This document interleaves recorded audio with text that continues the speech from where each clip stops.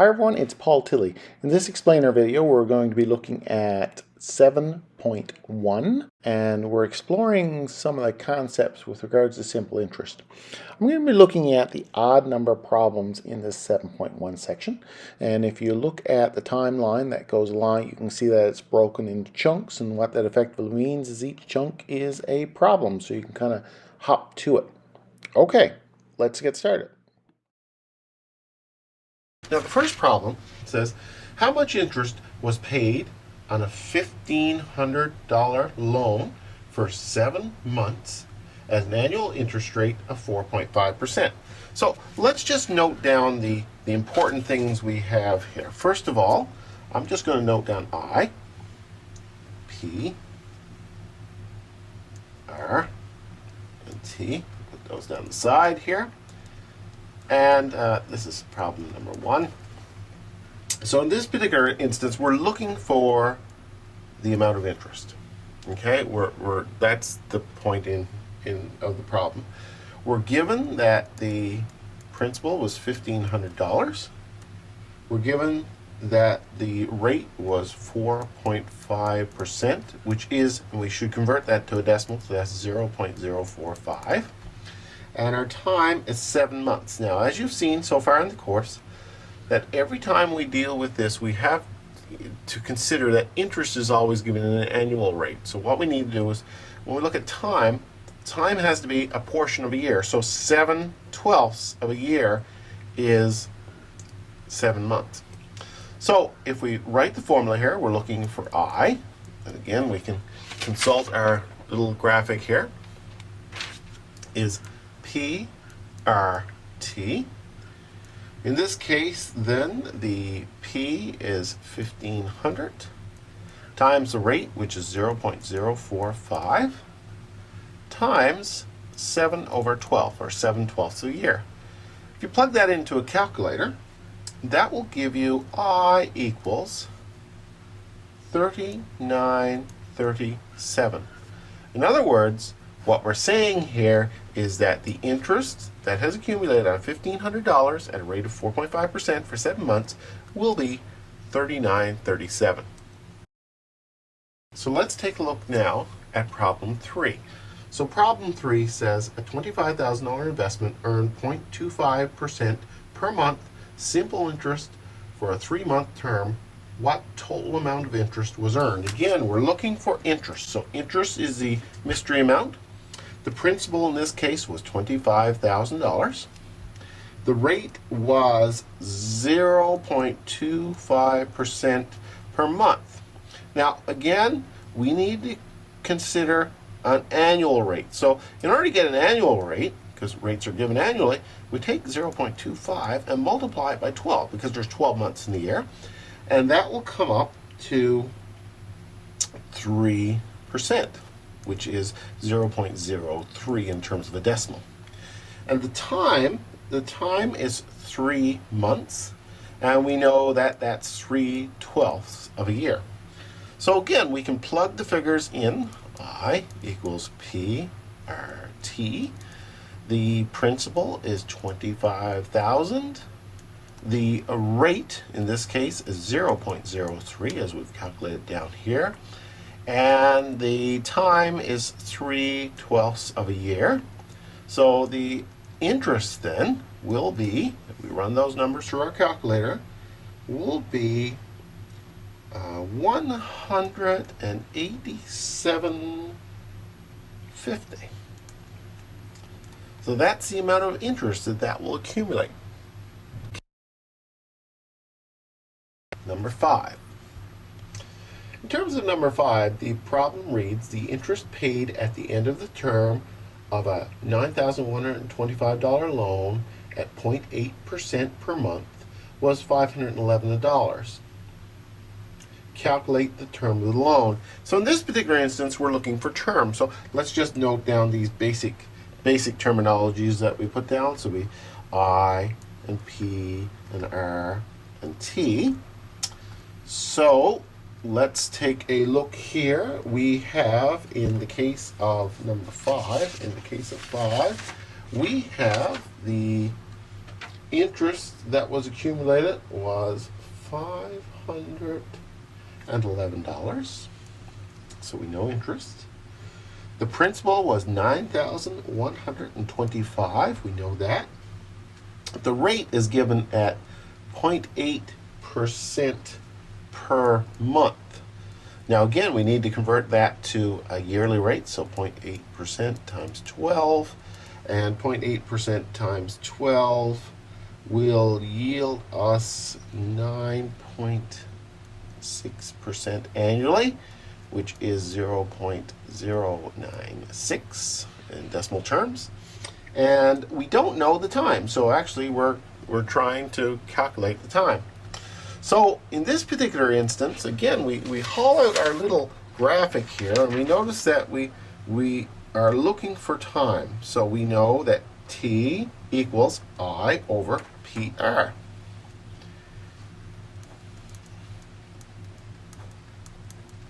So that's our basic formula that we use here.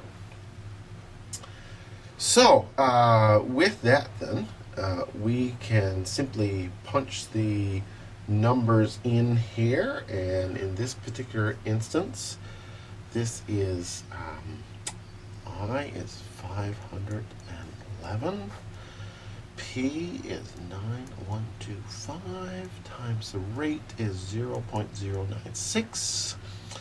We do the calculation on that, and that'll be 511 divided by 876. And that comes out to an amount that is 0.58. And we say, well, what exactly is 0.58? Well, that means it's 58% of a year, right? Because the time is in years. So 58%. So if we were to take that number, 0.58, and simply multiply it by 12, in other words, it's the time is 58% of a year, so in order to find out a whole year, 0.58 times 12, that will come out to 7. In other words, 7 months. So we just convert it to months. So that's number 5.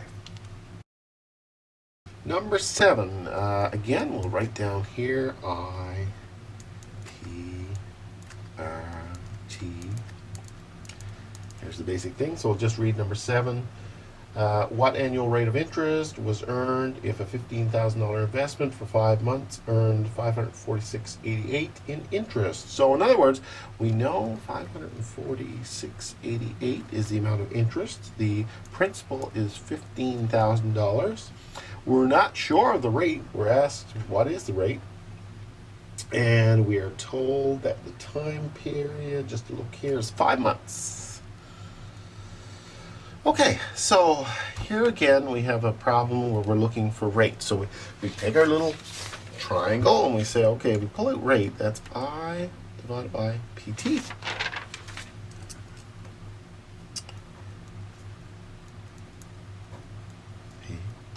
Okay, so in order to find the rate, then we take our I, which is 546.88, and we divide it by the principal. In this case is 15,000, right? And the time is 5 months. Now remember, that time is always a function of a year, so it's 5/12ths of a year. So if we do the calculations on that, that's 546, there, that's the same as 546.88 divided by 6250. And our rate then is 0.0875, which is, if we bring that to a percentage form, 8.75%. So therefore, our rate in this case was 8.75%. Let's take a look at number 9. And again, we have I, P, R, and T we have to consider in these problems. Those are the 4 factors that we're juggling. So looking at number 9 says, how much interest will be earned on $5,000 in 5 months if the interest rate is 5.5%? So again, we're given our principal, 5,000.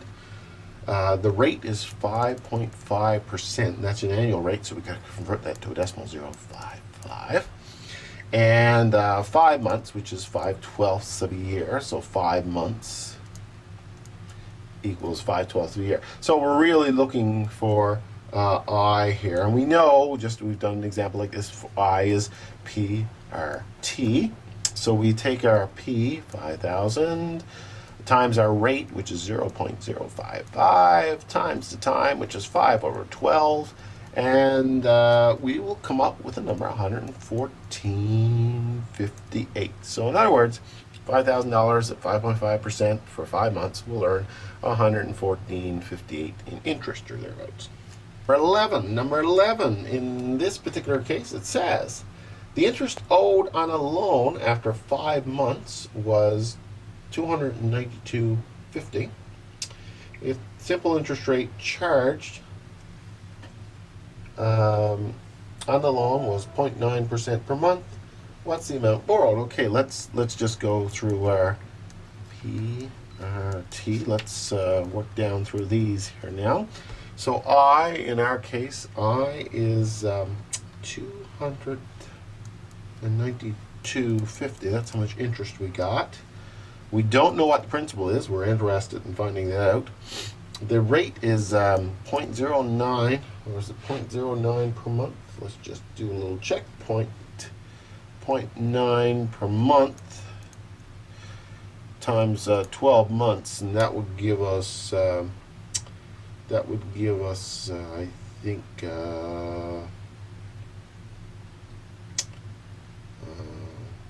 let's just do a little bit of quick math on that. 0.9 times 12 is something. And our time is how often? 5 months. And again, it's 5/12 because it's a portion of a year. Bring out my calculator on my computer in this case. Going to take 0.9 times 12 is 10.8% annually. So that's 0.108. Okay, so let's now in this case we go to our little triangle again, and our triangle, we're looking for P in this case, so we'll pull out the P here, and that's I over RT. Okay, P is I over RT. Okay, our I is 292.50. Our rate is 0.108, and times 5/12. And if you do the math on that, that will be $6,500.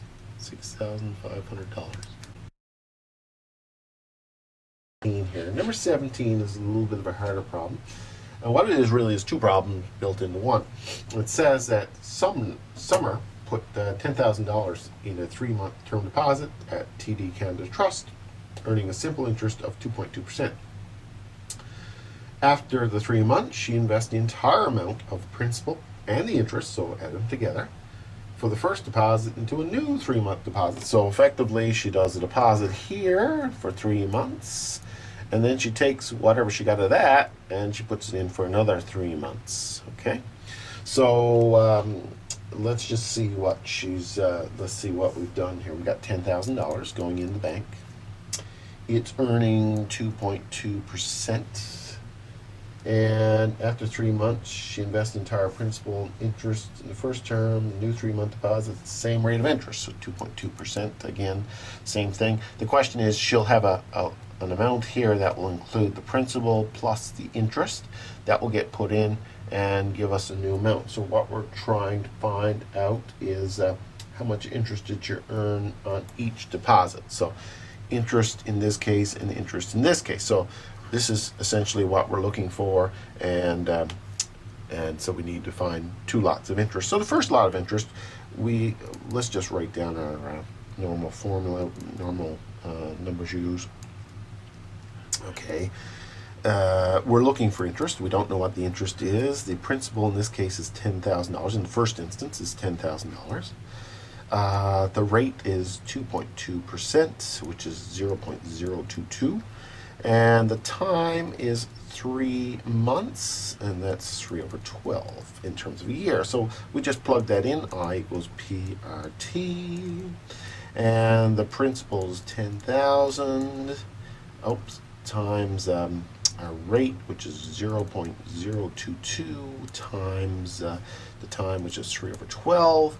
We crunch those numbers through our calculator, and we will get $55. So in other words, this first lot of interest will earn us $55. So if she had the 10,000, at the end of it she has 10,000 plus the 55. So she really has $10,055 at the end of the first 3 months. Then she goes on to, she puts that back in. So in this case, in the second instance, in looking at this second 3-month period, she got IPRT. We do the same thing. Our interest is, or our amount of interest we earn is questionable. The principal in this case will be the 10,055, which is the original 10,000 plus the 55 interest that got accumulated in the first 3 months. The rate is still 2.2%, which is 0.022, and the time is 3 months, which is the same as 3 over 12 years. We got the same formula, IPRT. Principal is 10,055 times the rate, which is 0.022, times the time, which is 3 over 12. And you run that through, you'll get 55.30.